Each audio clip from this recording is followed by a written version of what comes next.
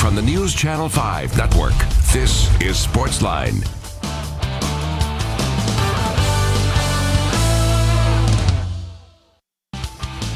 SportsLine on your television. Steve Labott here with you. Glad you are here with us on this Monday night on NewsChannel 5 Plus. Another Monday in the midst of this pandemic around the globe, but more news trickling out about the way things might start to come back. Over the weekend, we saw the German Bundesliga announce that it will come back next weekend. On the 16th, they'll start playing. You had the UFC in action this weekend. Dana White plowing forward, even showing that if one person contracts the virus, as happened unfortunately leading up to one of their bouts, they had the protocols in place that the spread didn't go. They had testing and they were able to keep other people safe so the event itself could go on. I think that was viewed by a lot of people as a success, because that's the big question. You heard it, players in various sports throughout all of these conversations say, well, okay, that's fine, but what happens when we come back and one person tests positive? What do we do then? And that's been the hard question for a lot of people to answer, because so much of this has been unknown for so long. Well, Dana White proved over the weekend, if you have the right plans in place, even if something happens to one of your fighters, one of your players, one of your participants, you can correctly move forward and not have to shut everything down for an isolated case. That's what they did, so that's good. Bundesliga is going to come back this weekend. You have NASCAR back on the track. They will race at Darlington, and it's going to be a wild stretch for NASCAR. So you have the Cup Series race coming up on Sunday. Then on Tuesday night, you'll have an Xfinity race at Darlington, followed by another Cup Series race on Wednesday. So 3 races in 4 days at Darlington, including 2 Cup races. And then they move all the cars and trucks up to Charlotte for the Coca-Cola 600 Memorial Day weekend. Then Memorial Day, there will be a Truck Series race, Xfinity race back on the track on Tuesday, and then another Cup race on Wednesday night. Racing fans have got to be ecstatic, but just sports in general. Live sports in the country to come back as much as they're doing. I think it's brilliant from NASCAR's perspective. They have proven that they've thought this out well. A lot of people wearing masks and helmets anyway when you're talking about NASCAR in full gear, but they've got social distancing for the trailers and what everybody's got to deal with. They feel like they're set up ready to go and that they can come back and safely do this right from the get-go. And if they can, they sort of corner the market for a while all the other sports are trying to figure out how they can get back and do several weeks of practice to ultimately get on the court or the floor or the ice, whatever it is. NASCAR can get on the track right away, and that should be a huge boost for them. Golf has a few of these charity exhibition matches. I think everybody's looking forward to the Memorial Day weekend showdown. You've got Peyton Manning teaming up with Tiger Woods, going against Tom Brady and Phil Mickelson. I think that should be a lot of fun for people. So everybody's looking forward to that. But we're not that far away from real golf either. June 11th is the Charles Schwab Challenge down in Fort Worth. That'll be the first week of golf coming back.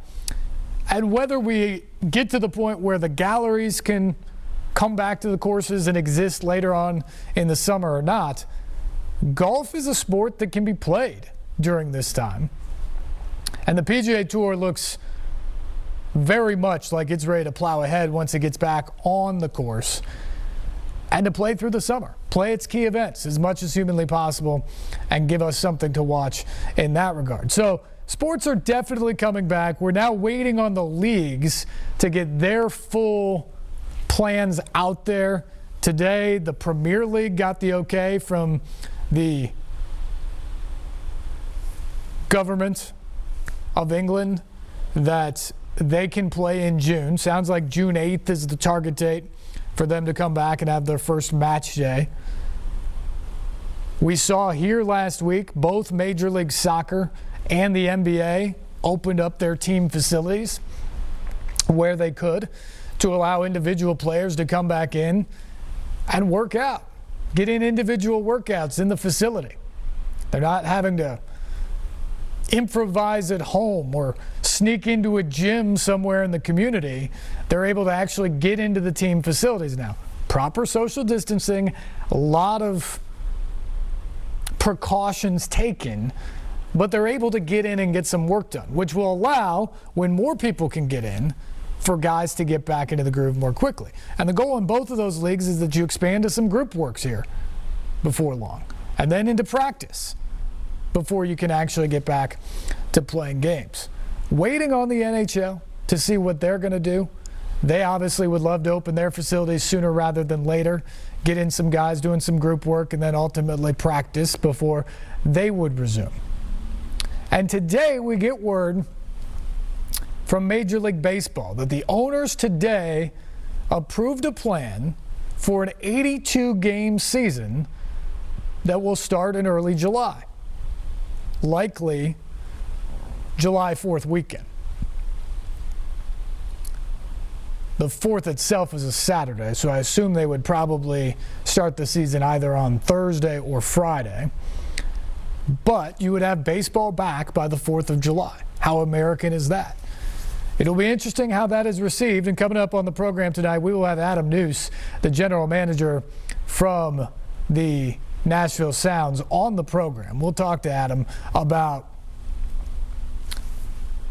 what he thinks of this proposal, what he's hearing from baseball circles. We'll get through some of the details with him as well. And also what is out there on the table right now for minor league baseball this summer. A lot of questions there of what's going to happen. Obviously, we would love to have it back. But first and foremost, the priority for everybody involved in baseball is getting Major League Baseball, the real revenue drawers and earners, to get them back on the field. Because once that can happen, then you can do other things in the sport. You can share the money and you can do things to make sure that the sport has a healthy existence beyond what is going to be a terrible year for, I mean, frankly, every American, not just every sports league, but it's just a bad time right now given the shape of the economy in America, globally, and what's going on now because of the pandemic. But here's the gist of the proposal from the owners. 82-game season starts in early July. It will be played in home ballparks. So teams will be able to go to their local home cities and camp out there. That was one of the concerns about the proposals of playing in Texas or Florida, is you might be asking guys to isolate away from their family or away from their home for 3, 4, 5 months as the season plays out. This way, at least most of the time, you're going to be able to be home with your family. So that's a huge part of this. So home ballparks, 82-game schedule. They're going to try to make it localized or regionalized to limit the travel as much as possible. The proposal says that you will play most of your games within your division, and your other games will be against teams regionally. So the way that reads is, if you're an American League East team, you're going to play a bunch of games against your rivals within the division, but then you're going to play National League East teams to make up the rest of the schedule. National League Central team, you're going to play most of the NL Central a lot, and you're going to play American League Central teams to make up the rest of that. So if you're the Cubs, you're playing a bunch of games against the White Sox. You're going to Detroit here and there. Cleveland. Places where you could theoretically hop on a bus and go for the games, not just fly. And so that's the plan for Major League Baseball. They're going to approve taxi squads that allow teams to hold up to 50 players on their roster as they go through this. And the plan is to expand the playoffs, given the fact that it's going to be these weird alignments and you're not going to play everybody, not even in your own league. They're going to go in with this idea that they're going to have 14 teams in the playoffs this year. Best of 3 first-round series between the wild card teams, and the two lower seeded division winners. The best team gets a bye through that, and then you move into the playoffs more like normal from them. So more playoff baseball there, which maybe will help offset some of the cost associated with losing all of the gate revenue, losing some television revenue during the regular season. By increasing the worth of the postseason, maybe Major League Baseball can make some of that back up. But anyway, that is the plan today. It will get officially proposed to the Players Union tomorrow, then they will have to vote on it. It's believed this is going to be somewhat contentious. And the reason for that is not that nobody wants to play. Both sides would like to get back. They want to figure out a way to get back and play. But part of the issue here is that it has been collectively bargained over the years that players don't get a share of the revenue. They get a certain dollar figure that they have bargained out. Well, the owners are saying because of the shortened season, what they need is they need a 50-50 split in revenue. And I think the owners are essentially arguing that a 50-50 split in revenue is going to be better for the players in the short term this year than any other scenario. And the players are saying, you've never opened up your books. We don't know exactly what that means. And we're not willing to compromise for that because we've set a standard by what we've done in the collective bargaining agreement. That, I think, is going to be a little bit tricky. But at some point, you have to imagine cooler heads are going to prevail because some season, even if somebody has to give a little bit or maybe a lot, is better than no season. And that's where Major League Baseball is going to have to get to on this front. So the proposal is out there. The owners like it. They're going to put it in front of the players tomorrow, and we will talk about that. Like I said, we're going to begin tonight talking some baseball. Adam Nuse, the general manager of the Nashville Sounds, is with us. And Adam, thanks so much for coming on tonight. I guess very basic question first. How confident are you that we're going to see professional baseball sometime this summer? You know what? In my world, I'm confident and extremely optimistic about the opportunity to host baseball again. And confidence, I'm not sure, but my optimism is really high. And hopefully this, what you were just talking about, that plan going in front of the players is a good first step. That everything that we've done up to this point, putting all our eggs in the basket of starting by July and hopefully extending the season and getting as many games as we can. But we'll see what happens. It'll be interesting to see what happens tomorrow. Yeah, optimism, I think, is high from all sports fans to have sports of any kind back. We're loving NASCAR coming back this weekend and golf when it comes back, and certainly we would love to have America's pastime, baseball, back on the diamonds before long. What kind of conversations have you heard from talking to people throughout baseball circles about this current proposal we got details on today and just where the two sides stand in terms of bringing back baseball possibly as early as the 4th of July? Yeah, kind of in the minor league baseball world, we have meetings a lot, but we keep trying to guess what is happening at that major league level. And our owners and the owners of the Texas Rangers, we have conversations all the time about just trying to figure out what our business plan is and what it looks like if we can start in July. And they've been really transparent with us, but even at that level, and they're very involved in all these conversations, and they still don't know. A lot of times they tell us, hey, if you're reading something out in the paper, out in the news, it's probably false because there's so much uncertainty right now. And the fact that they finally got to this point of having a proposal to put in front of the players, I think is a huge step. So I think there must be some truth behind that one finally. Everything else up to this point, I've been told that it's just a false statement, everybody guessing. Well, it's such a fluid situation, Adam, that the information changes every day, and therefore the plan starts to change, I think, every day in terms of the details. How closely tied are the Major League Baseball discussions to what you guys are doing every day? Because you obviously are having to come up with your own contingency plans with the Sounds. How much are you just listening? How much are you actively getting information from the big leagues? Yeah, our whole business is trying to get people into the ballpark. So the thought of having these discussions about TV games and TV with no fans and trying to collect some revenue off that. That just doesn't really work well for us. So we're always asking the question. We're pretty proactive, just trying to figure out when can we have, if all the stars could align, when could we have actual games at the ballpark? And our hope, and being optimistic again, is if this July 4th works for them, it fits really well with Mayor Cooper's 4 phases that he put together, that by that point, July 4th could be a reality. It's certainly a stretch, but we're going to be optimistically planning. We haven't laid off anybody on our staff. We haven't furloughed anyone. We put all our eggs in starting July 4th and hope that somehow the stars align and the things get under control and we can start then. But if that doesn't happen, it's gonna get alarming pretty quick. But we're certainly at the mercy of Major League Baseball. They're gonna have the players. They pay the players. They pay our players. So we're kind of at the mercy of them. And when they say they'll bring players to us, we'll be ready to jump on and put on a good show like we always do. Adam Nuse, General Manager of the Nashville Sounds, here with us on SportsLine tonight.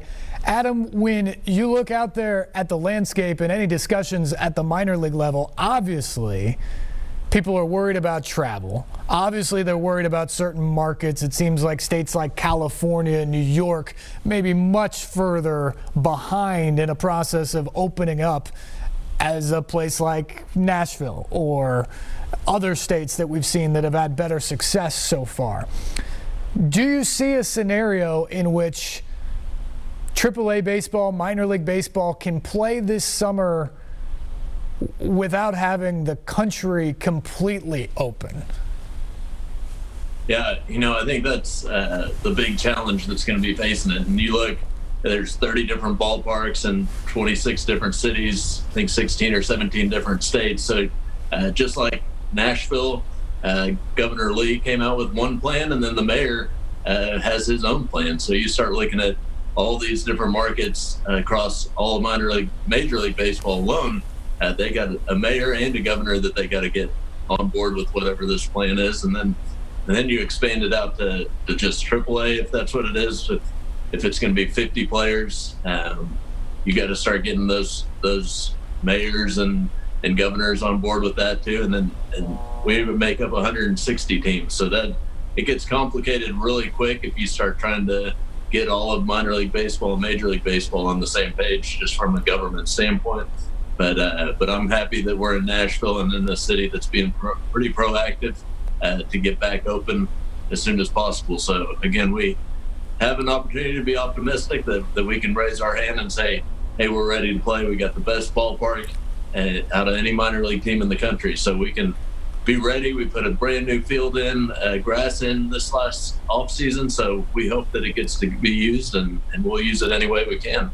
As we outlined with the Major League proposal that the players will see tomorrow, part of the plan is that you would play division games and then play games only against teams that are sort of centrally located to you to limit travel as much as possible. When it comes to minor league baseball, do you think a plan like that could be possible to help get games on the field? And is it even possible that it could get so regionalized that a AAA team may not play another AAA team? I mean, what kind of conversations have gone in regarding that?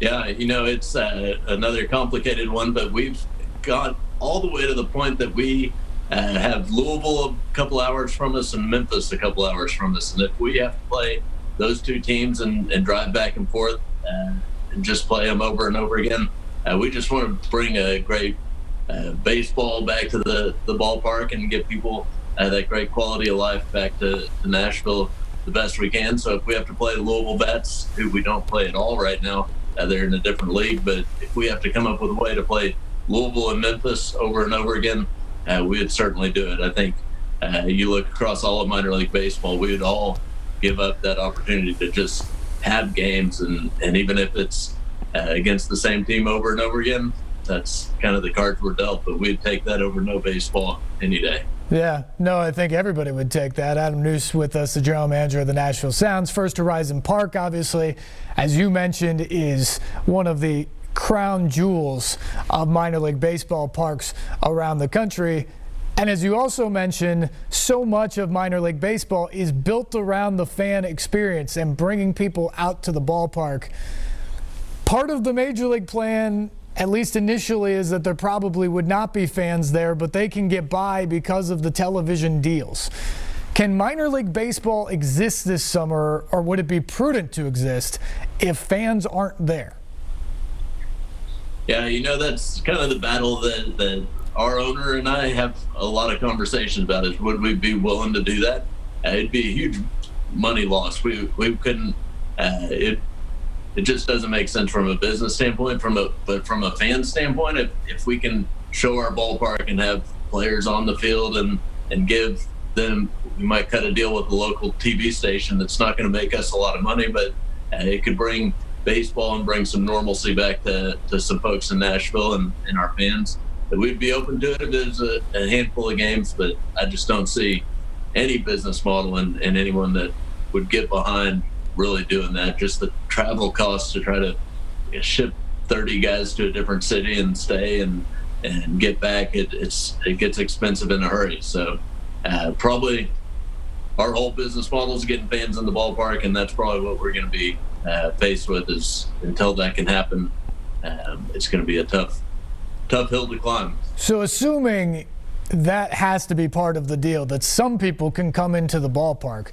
what kind of discussions have you had with local or national health figures that are helping baseball out in terms of ballpark policies or social distancing policies that you might have to implement? Yeah, so our industry as a whole across the country is very close-knit, so we talk all the time. But one of the most beneficial things for us right now is there's a group, the operators for every facility in Nashville, and then some all the way to Knoxville, and a couple folks from Memphis. But we jump on a call once a week and talk through what are we hearing, what are the policies, and we want to make sure that the experience that you have when you come to First Horizon Park is going to be the same if you go to Bridgestone, and really try to get some consistencies across that. But we have folks from the city, folks from the health department jump on and talk to us and update us. So that's really been the most beneficial thing, because that's really a local level. That back to the fan experience, we want to make sure that we're consistent across all the boards. And if you're coming, you know what to expect if you're coming to an event at our ballpark or an event at Bridgestone. So we're pretty proactive with it and aggressive about it, but safety is obviously number one. So it's going to be an uphill climb to make sure that we're following all those protocols and doing the things the best we can. Obviously, got to keep everybody who comes into that stadium safe, for sure, to be able to put any games on. That's one part of it. In terms of the games, is there a number of games that you would have to be able to play this summer for the season to make sense? There hadn't been a conversation about an actual number of games, but there has been conversations about if we started in July that we would play double headers every weekend. Some ideas of we were going to eliminate the All-Star game so we could make sure that we played all through there, and then we talked about even eliminating playoffs and just playing games all through September, and that would be a unique way to play without having a playoff and have that big prize at the end. But if it got some games in and got some reps, that's ultimately what we're here to do, is get players that opportunity to get in and play some games. So I think if that all magically happened and could play from July through the end of September, I think that would be a huge accomplishment, and we'd all be pretty happy with that. Yeah, I would say a lot of people would be excited if they got that much baseball here locally and nationally before this summer is done. Adam, before I let you go, it sounds like we might get some news tomorrow from the players. They'll at least get to look at it for the first time, and then they'll go through some negotiations and probably renegotiations before a deal ultimately gets done for their plan to be in place. How soon do you think it will be before we start to know if there can be minor league plans and what those minor league plans will be? Yeah, I think it'll come right away. I don't see a scenario where it can wait much longer than this. And really, if we're not started by July 4th, it's going to be a real challenge to make everything work, to get all the players here, get a new schedule put together. So I think everything that I've heard is they're very aggressive on finalizing something. So hopefully they'll finalize it one way or the other. And if we don't have baseball, we're going to start looking at rodeos and do something. We'll find some way to get people in the ballpark and enjoy that great ballpark one way or the other. So it'd just be nice to know one way or the other so we can get up and going and find some other creative ways to enjoy First Horizon Park.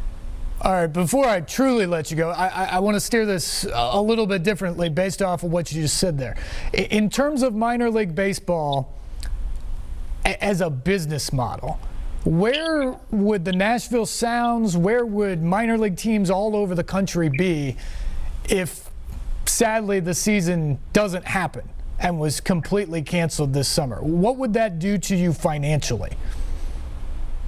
Yeah, thankfully we're in a great city of Nashville, and we've had a tremendous run. We had over 1 million fans come through the ballpark for different events last year. So business has been, it was a record year last year, so business has been really good. Our corporate sponsors support us. But some of these smaller teams, they're going to certainly struggle. We've been blessed with being in a great market for the last few years. But what we've shown the last couple of seasons is we've played soccer games, we had Glow, a big Christmas festival. We've had soccer concerts. So we can be an event space also. So we're going to have to kind of pivot and find other creative things, from beer festivals to concerts and other fun stuff, to try to get people in the ballpark. And that's kind of going back to that. As long as Mayor Cooper and his plan, it works for us to have 10,000 people at our ballpark, then we're going to come up with ways to try to make that happen. So I think if you look across minor league baseball, 160 teams, everybody's going to start trying to do that and find a way to create some revenue and keep things going. And along those same lines, I know people have talked a lot about this. It sounds like the Major League Draft this year is only going to be 5 rounds, far fewer players going into the pipeline at that point.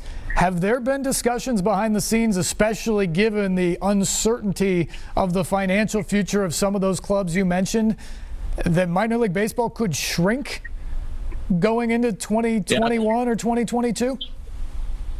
It's interesting that minor league baseball is kind of in a weird spot right now without COVID.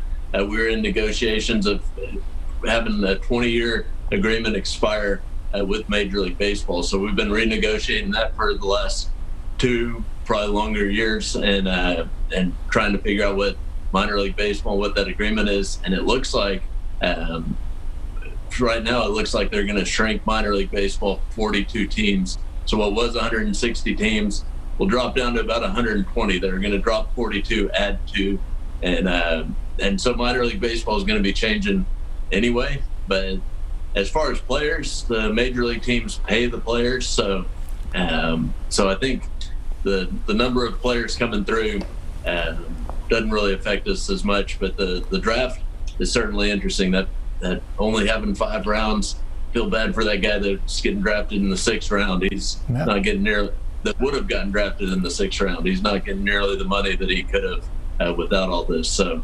times are changing in minor league baseball. It'll be interesting to see kind of how it all shapes up. Yeah, and real quickly, I'm not asking for a specific team name or something like that, but the teams that would be contracted, does that mean, are we losing rookie leagues and short season teams there, and they just go kind of straight single A, double A, triple A, or what kind of reorganization has been talked about? Yeah, it's really, there's not a lot of rhyme or reason to some of it, but the consistent thing is the facility. A lot of the owners, they don't want to pay somebody $2 million signing bonus and then send them to a stadium that they're going to twist their ankle because the facility is just in terrible shape. So a lot of it's facility driven, but some of it's market size and just general travel. They don't want their players on buses for 14, 15 hours if they can't help it. So that a lot of them are the rookie league. A lot of them are in the Appalachian League. So Tennessee as a whole is going to get hit pretty hard.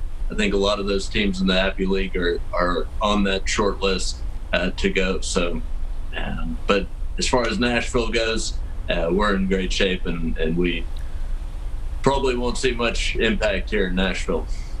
Well, Adam, thank you so much for your time tonight. Very interesting information. A lot of people, certainly baseball fans, I think all sports fans, are rooting hard for your team and for all baseball teams to get back on the field this summer. Stay safe. Thanks so much for the time, and we hope to see you at First Horizon Park soon. Hey, looking forward to it. Can't wait. All right, Adam Nuse, the general manager of the Nashville Sounds, joining us tonight via Zoom. Really interesting information there. Obviously, lots of things that teams have to deal with when talking about what's ahead for them. And the financial impacts, Major League Baseball are going to deal with that with these teams. These teams are going to deal with it. And can they get on the field this summer? He was very optimistic there. But from a minor league perspective, does it make sense if you can't have fans? Or even if they have to be socially distanced in much smaller numbers than normal? Those things are going to have to get worked out. Hopefully it can. Hopefully that means we're in a place where they can even talk about it from a health perspective. Gotta take a break. We will come back. Phone lines open 737-7767. Much more ahead here on SportsLine on News Channel 5+.